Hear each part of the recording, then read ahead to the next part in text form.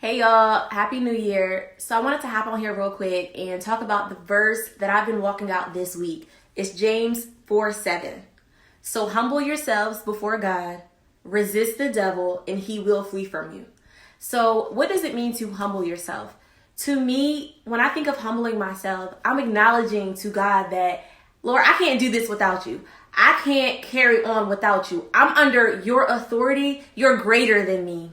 Think about what the opposite is of humbling yourself. It's when you exalt yourself. I got this. I don't need any help. Back up. Lord, I got this. I'm going to handle it. So to humble yourself means, God, I'm under your authority and I'm going to back up and let you handle it. So I'm thinking about a boxing match, right? If I'm getting in the ring and the enemy getting in the ring with me, right? And let's just pretend the enemy is somebody who's, coming at you, somebody who's saying things disrespectful, condescending, or a situation that's supposed to take you out. Instead of me going like this and I'm ready to square up and fight the enemy, I'm gonna get out the ring. I'm gonna go ahead and get out the ring and I'm gonna say, no, God, this is your battle to fight. That's humbling myself. I'm not gonna exalt myself and say, I'm gonna fight this battle myself. No, because I'm gonna lose by myself. God, you fight. Why? Because that's not how we fight our battles.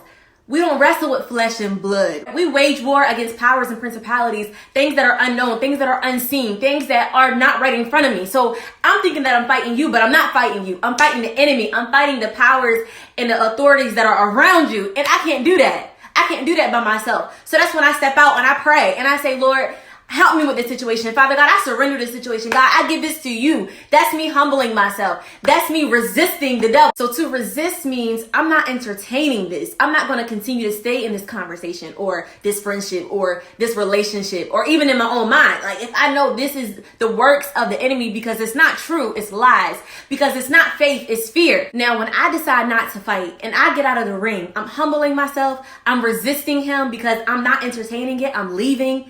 Next, it says he's going to flee from me. Why is he going to flee from me? Because he recognizes he's not fighting me. He's fighting who I'm under the authority of. And he knows that he's no match for God. Once I start exercising my authority, once I recognize that the battle is not mine, it's the Lord's. Once I start recognizing that I can fight better on my knees than I can with my hands. Once I recognize that, the devil, he going to leave. Now, I could sit here and I could fuss you out. I could cuss you out. I could get real nasty, right? But I recognize that in that situation, I might feel like I won, but really I lost because you done took me out the character of Christ. So I just took an L.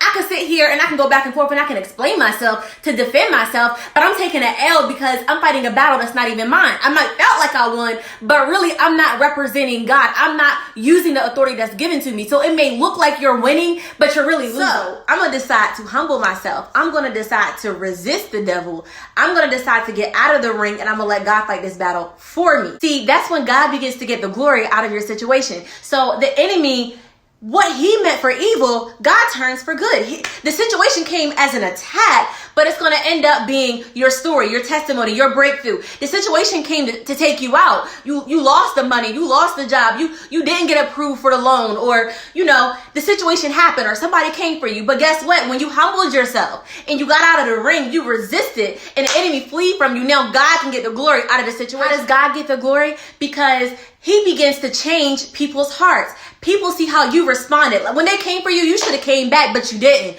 When they said that to you, you should have said something back, but you didn't. You decided to walk away. So what does that do? That ministers to them.